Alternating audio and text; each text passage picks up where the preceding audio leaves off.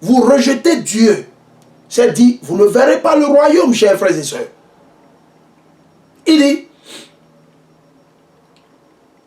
il a été mon salut. Dans l'allégresse, vous puiserez de l'eau aux sources du salut. Et vous direz en ce jour-là, louez Yahweh, invoquez son nom, annoncez au peuple ses hauts faits, annoncez à ces nations. Dites à ces gens-là, dites à l'Occident, à ces Occidentaux, que nous, notre Dieu, c'est Yahweh, et qu'on n'a pas besoin de leur connerie. Ok? On n'en a pas besoin. Hein? Ils ne peuvent pas nous imposer leur dictature, ce qu'ils veulent. Ça, c'est à leur niveau. Ok? Eux, ils sont des faux blancs. Nous sommes des Israélites. Donc l'Éternel, il nous a construits sur un modèle. On ne peut pas suivre leurs coutumes sataniques. Leur philosophie d'homme, on ne peut pas suivre. Non. On n'en a pas besoin. Ils n'ont qu'à garder ça chez eux en France, en Allemagne. Ils n'ont qu'à garder ça là-bas. Maintenant, si certains de nos frères et soeurs au Bénin, au Togo, ils veulent qu'on Patrice Talon, il peut prendre 25 litres et tout consommer, il peut boire, ça n'engage que lui. Il n'a qu'à boire pour rester en santé. Pour qu'il puisse vivre encore longtemps, il peut vivre encore 100 ans, 200 ans, 50 ans, pour qu'il ne meure pas, pour qu'il ne vieillisse pas. Parce que s'il vieillit, ça dit qu'il est un perdant, ça dit qu'il n'a pas de force encore. L'Éternel ne meurt pas et il ne vieillit pas. L'Éternel, il est intact. L'unique Dieu. Patrice Talon vieillit. Il vieillit. Il dit, louez Yahweh, invoquez son nom. Ok? Ok? Annoncez au peuple ses hauts faits. Rappelez que son nom est sublime. Yahweh Ba'Hashem Yahusha. Certains fois l'appellent Yah. Et d'autres non. Ok? Chantez Yahweh, car il a fait de grandes choses. Chantez Yahweh, car il a fait de grandes choses. Ok? Qu'on le proclame sur toute la terre. Toute la terre. Au nord, au sud, l'est et l'ouest. Vous devez proclamer l'Éternel. De quoi aviez-vous peur? De quoi aviez-vous peur? C'est-à-dire, vous n'êtes pas encore dans la vérité. C'est-à-dire, vous n'êtes pas encore mature. Vous n'êtes pas encore mûr. C'est-à-dire, il vous faut étudier. Étudier, prier, jeûner, demander à Dieu. Pousse des cris de joie, des clameurs. Habitants de Sion, il n'a pas dit les habitants du Bénin. Il n'a pas dit les habitants de la France, de l'Allemagne, non. Car il est grand au milieu de toi, le Saint d'Israël. C'est qui le Saint d'Israël? Yahweh, Ba'Hashem Yahusha, Ba'Hashem Rokat Kodash. Isaïe 68. Allons dans Isaïe. So we're going to read Isaiah 68 verses 1. Actually, Isaiah 62 and 8. Isaiah 62 and 8. Isaiah 62 and verses 8.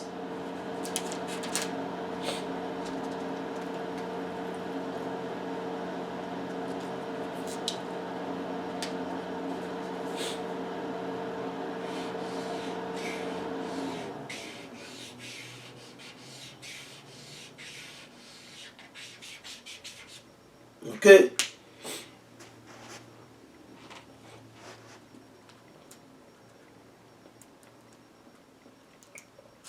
Let me see.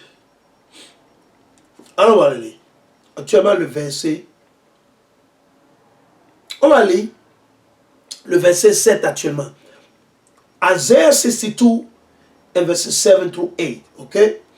Ésaïe 62, 7 à 8. Ne lui accordez pas de repos qu'il n'ait établi Jérusalem. Vous avez vu? C'est qui le il? L'Éternel. On doit continuer à prier, à appeler l'Éternel.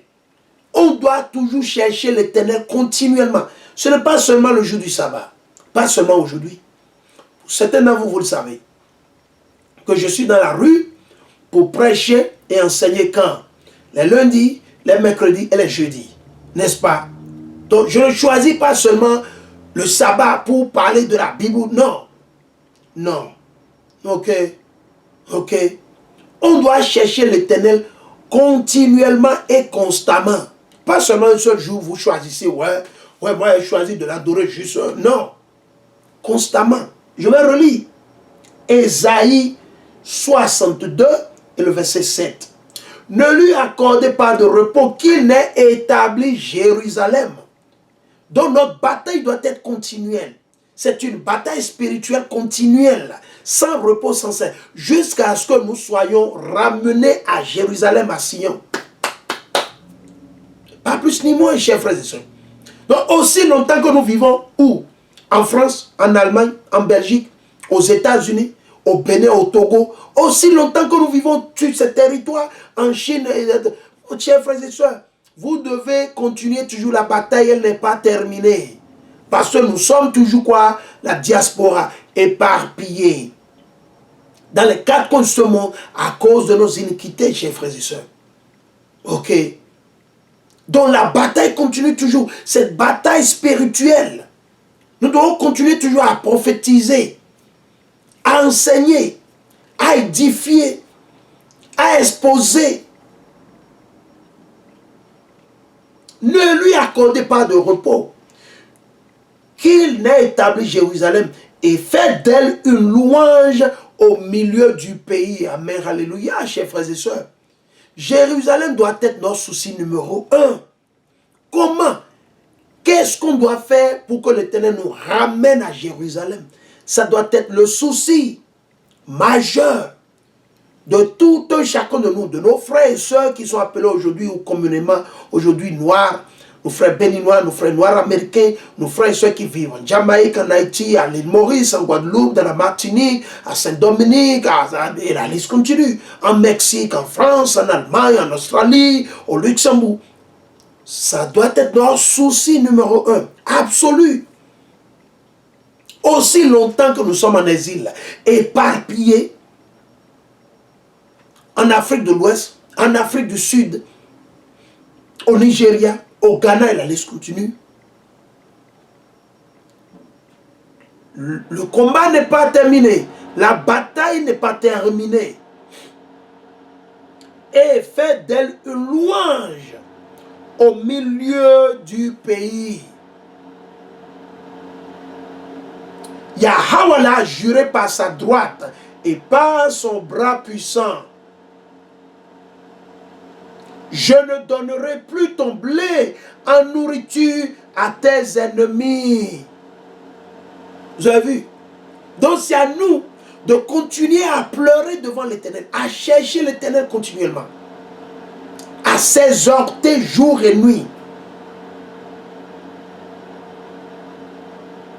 Même si nous avons quelques différences, le frère croit en ceci, la soeur ne croit pas, on doit toujours rester en tant que famille. Une petite différence ne peut pas, aussi longtemps que les frères et sœurs mettent en pratique les lois et les commandements de Dieu, on doit se comprendre. On doit s'unir, on doit se comprendre et mettre de côté quoi? Les différences. Et ce ne sont pas de grandes différences, c'est de petites différences. De très petites différences. Parce que on travaille pour qui? À Mashiach. Alors pourquoi s'égosiller? N'est-ce pas? Toujours en respectant son frère et sa sœur. Toujours en respectant que la sœur ou le frère croit en ceci et tranquille, le problème ne se pose pas. Ok, à nous aller. Alors, le plus important, la majeure partie, nous mettons en pratique les lois et les commandements de l'Éternel. Comme l'a dit l'Éternel. Je ne donnerai plus ton blé en nourriture à tes ennemis. Car aujourd'hui, c'est ce qui se passe. Notre nourriture, c'est donné à Esau et Dom. Esau et Dom. Les étrangers ne boiront plus ton vin, le fruit de ton labeur. There we go, voilà. Allons dans Somme, nous allons repartir dans Somme. Somme.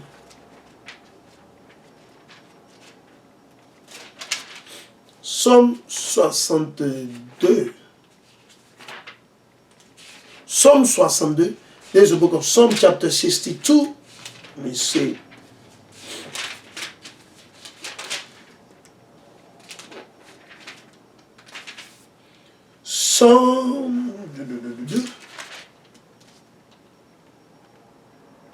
Ok. On lit le livre de Psaume. Psalm chapter 62 and verses 8. Ok. Psalm 62 and 8. Ok. Psalm 62 et le verset 8. Il dit, on lit à partir du verset 7. Lui seul mon rocher, mon salut, l'Éternel. Donc, chers frères et sœurs, ne paniquez pas. Ne paniquez pas, s'il vous plaît. Ok? Ne paniquez pas. Ne paniquez pas. Ok? Il dit, lui seul mon rocher, mon salut, ma citadelle, je ne bronche pas. En Dieu mon salut et ma gloire, le rocher de ma force. Amen, alléluia.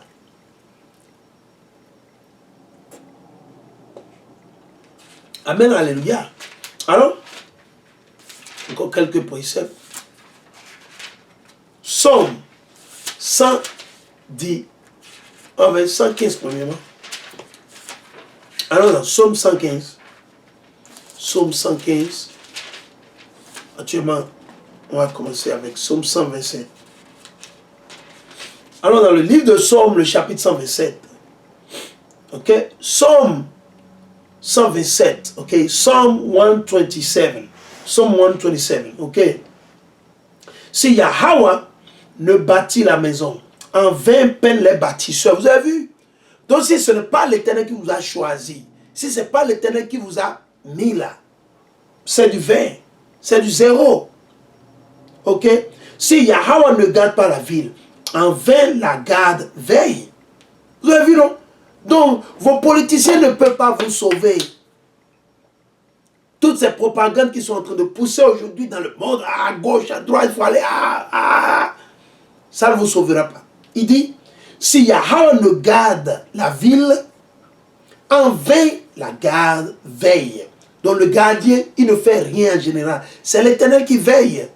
C'est l'Éternel qui vous protège, c'est lui qui fait tout. Ok?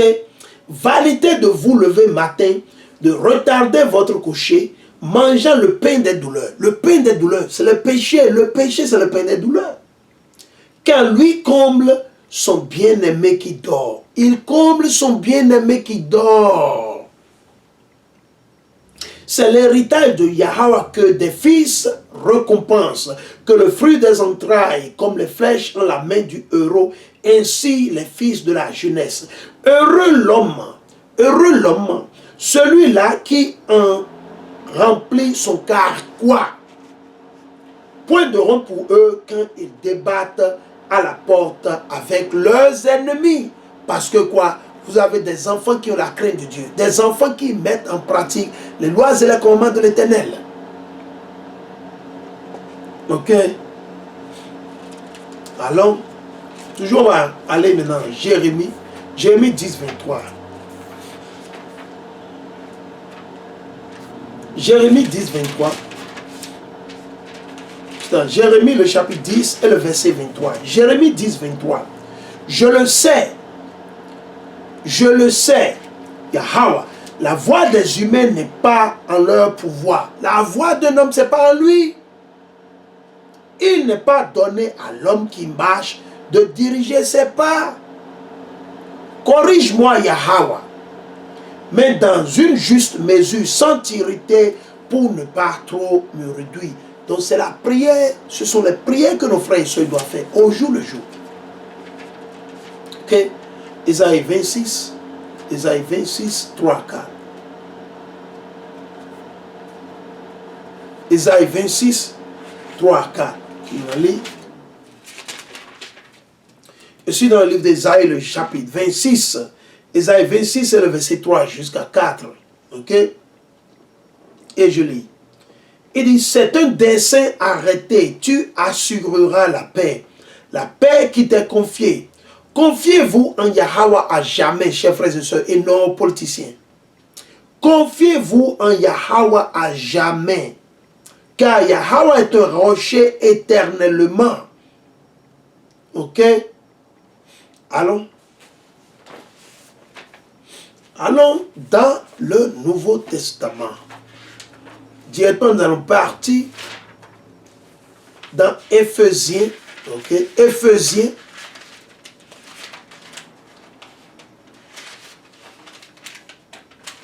Donc, partir dans Éphésiens.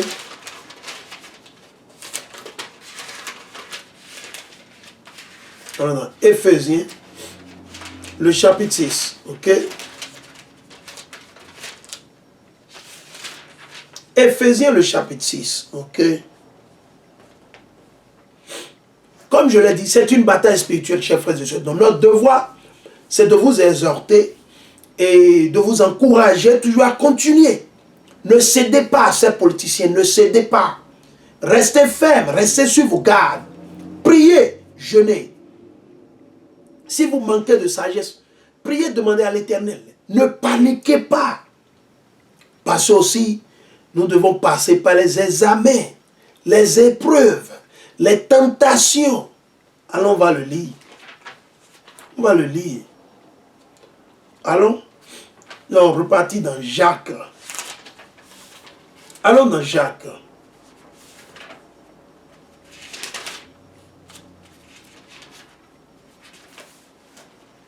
Jacques, le chapitre 1.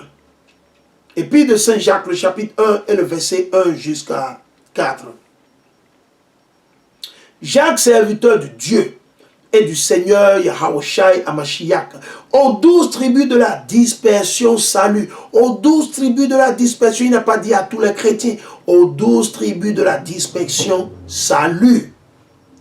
Tenez pour une joie suprême, mes frères, d'être en but à toutes sortes d'épreuves. D'être en but à toutes sortes d'épreuves, chers frères et sœurs. Chers frères et sœurs, vous le savez, bien éprouvé, on doit être éprouvé, mis à l'épreuve. L'Éternel doit nous mettre à l'épreuve pour voir qui sont ceux, celles-là qui sont sérieux. Ce n'est pas tout le monde qui dit qu'il connaît Dieu, ils connaissent Dieu. Ce n'est pas tout le monde c'est pas tout le monde qui est sérieux, qui ne sont pas tous sérieux. Ce n'est pas tout le monde qui dit non. Donc, à l'épreuve, c'est comme ça l'Éternel verra. Quand ils viendront chez vous, ils vont toquer sur vos portails, sur vos maisons, sur vos chambres. Allez vous leur dire la vérité, selon la Bible, selon le Torah, les lois, les commandements. Allez vous leur dire de rentrer chez eux et de vous laisser en paix, selon la parole de Dieu. C'est là. Il dit, bien éprouvé, votre foi produit la constance. Vous avez vu? Bien éprouvé, votre foi produit la constance. Mais que la constance s'accompagne d'une œuvre parfaite. C'est quoi une œuvre parfaite? La mise en pratique des lois et des commandements de l'Éternel. Vous ne devez pas célébrer Noël. Vous ne devez pas célébrer Nouvel An. Non. Ok? C'est des fêtes humaines, sataniques, diaboliques. Afin que vous soyez parfaits. C'est au pluriel. Afin que nous soyons parfaits. Irréprochables. C'est au pluriel. Ne laissant rien à désirer. Alors maintenant, c'est une bataille spirituelle. C'est une bataille, c'est de cette médecine, c'est de ça on a besoin. Alors on va le lire. C'est le combat spirituel, la bataille spirituelle non physique. Ok? En définitive, donc Éphésiens 6 et le verset 10. En définitive, rendez-vous puissants dans le Seigneur. Vous avez vu, ce n'est pas en allant au gym, vous soulevez les poids, ou bien on vous donne des conneries pour souiller votre corps. Vous pensez que ça va vous protéger, ça va vous sauver. Non. Loin de là. Il dit, en définitive, rendez-vous puissants dans le Seigneur et dans la vigueur de sa force. Dans la vigueur de sa force. Revêtez l'armure de Yahweh. Revêtez l'armure de Yahweh. Pour pouvoir résister aux manœuvres du diable. Pour pouvoir résister aux manœuvres de votre premier ministre en Angleterre, le premier ministre au Canada, le président américain,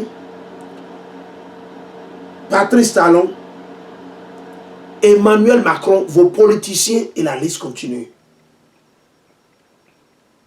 pour pouvoir résister aux manœuvres du diable. C'est des diables, vos politiciens, c'est des diables. Car ce n'est pas contre des adversaires de sang et de chair que nous avons à lutter. Vous avez vu? Ces gens travaillent dans l'obscurité, dans les ténèbres. Mais contre les principautés, contre les principautés, contre les puissances, contre vos présidents, est-ce qu'on a besoin d'aller les battre physiquement? Non. Spirituellement, on doit les exposer. Il dit, mais contre les principautés, contre les puissances, contre les régisseurs de ce monde de ténèbres. Vous avez vu?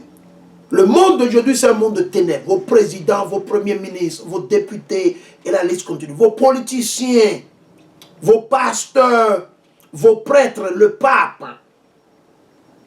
Et la liste continue. Contre les régisseurs de ce monde de ténèbres, contre les esprits du mal qui habitent les espaces célestes.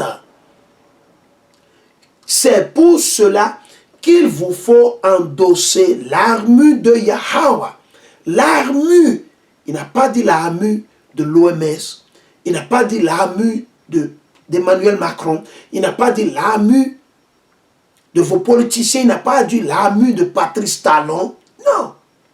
Mais l'armure de Dieu Yahweh, afin qu'au jour mauvais, parce que le jour mauvais arrive, chers frères et sœurs, sommes-nous prêts? Sommes-nous prêtes, hommes et femmes de la nation d'Israël? Sommes-nous prêts? Sommes-nous prêts pour le jour mauvais? Sommes-nous réellement préparés pour le jour mauvais? C'est ce qu'on doit se garder dans la tête. C'est pour cela qu'il vous faut endosser l'armure de Yahweh, afin qu'au jour mauvais, vous puissiez résister et après avoir tout mis en œuvre, rester ferme. Vous devez rester ferme. Ok? Quand vous traitez de vous, que vous allez perdre votre boulot, que si vous ne prenez pas, que si vous ne... il faut le dire, ils n'ont qu'à garder le boulot. L'Éternel va garder leur vie. Faites confiance, ce n'est pas la fin du monde. Ok? Parce qu'on doit s'habituer à ça. Le jour mauvais arrive, chers frères et sœurs. Où certains d'entre nous, nous allons perdre nos boulots. Certains d'entre nous, on sera mis à mort. Certains d'entre vous, on va se retrouver sans maison, sans domicile. Et on va chercher à aller dans la brousse. Chers frères et sœurs, ça arrive. Le jour mauvais, on doit se préparer. Spirituellement et non émotionnellement.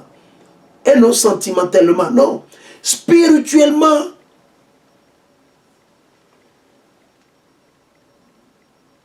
vous puissiez, afin qu'au jour mauvais, vous puissiez résister et, après avoir tout mis en œuvre, rester ferme.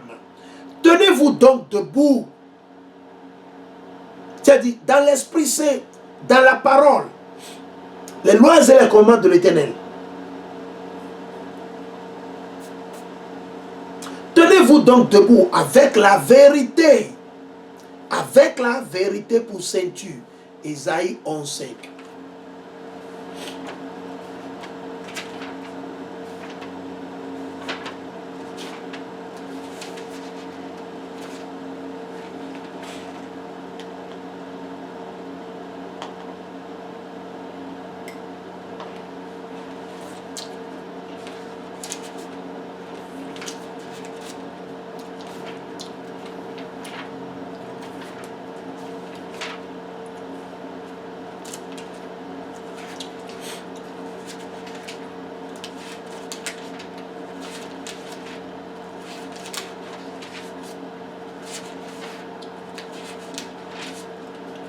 Ésaïe, le chapitre 11, verset 5. La justice sera la ceinture de ses reins, la justice. Et la fidélité, la ceinture de ses hanches.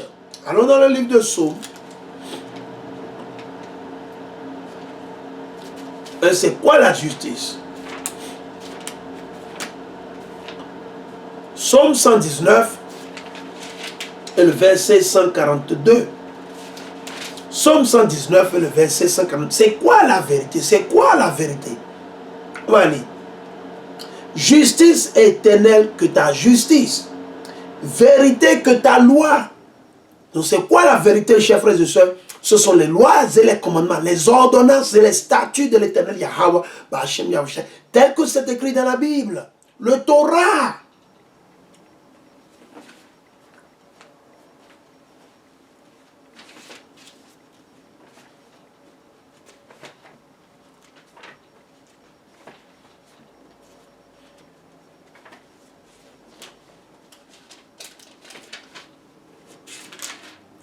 Ésaïe 59 et le verset 17. Ésaïe 59, 17.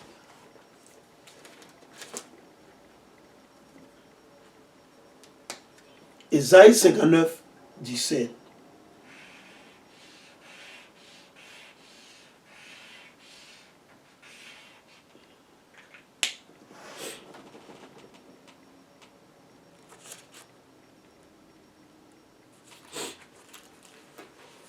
Ésaïe 59 et le verset 17.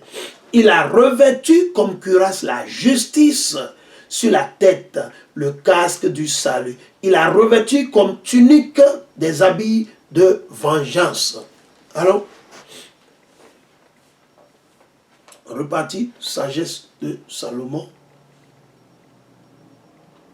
Sagesse de Salomon, le chapitre 5 et le verset 17 à 18. Ok.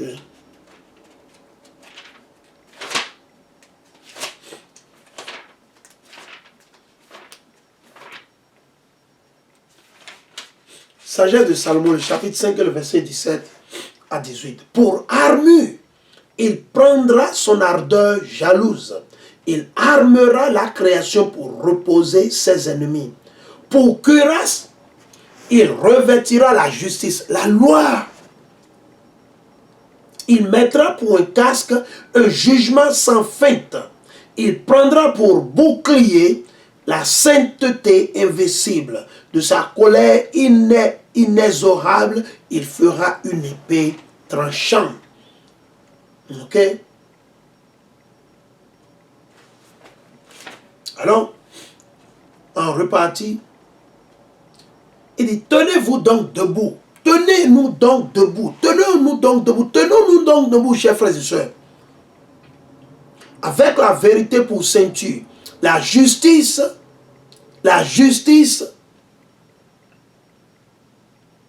pour cuirasse. Et pour chaussure, le zèle à propager l'évangile de la paix. Vous avez vu? Pour chaussure, il dit quoi? Le zèle à propager l'évangile de la paix. Ayez toujours en main le bouclier de la foi. Ayez toujours en main. Ayez toujours en main le bouclier de la foi. Ayez toujours en main le bouclier de la foi. Le bouclier de la foi, la Bible, la parole de l'Éternel. Voyons. Ayez toujours, vous avez vu, non? Le bouclier. Le bouclier.